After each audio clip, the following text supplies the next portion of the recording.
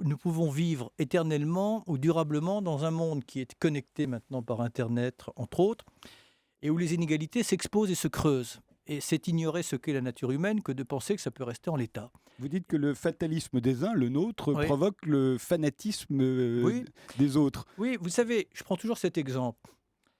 Quand une femme découvre un beau matin, parce que maintenant, avec notamment Internet, tout se voit, tout se sait, que son enfant va mourir d'une maladie dont on a le remède de l'autre côté d'un mur, d'une frontière, d'un fleuve, d'un océan. Jusqu'à présent, elle pensait que c'était la fatalité.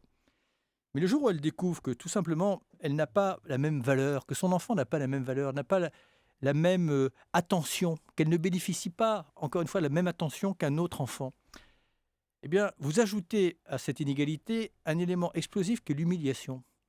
C'est ça qui se passe dans le monde. Et ce qui se passe aujourd'hui, que l'on qualifie simplement sous le mot terrorisme, ce n'est pas pour le justifier, c'est pour essayer de comprendre. Vous savez, on récolte toujours les fruits pourris de l'histoire.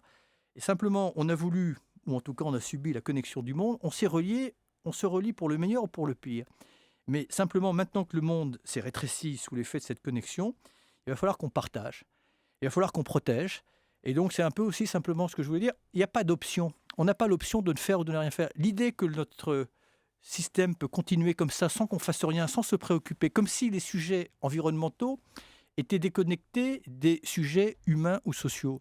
Mais simplement, si tant est que nous ayons en commun des valeurs humanistes, qui sont les premières victimes des changements climatiques?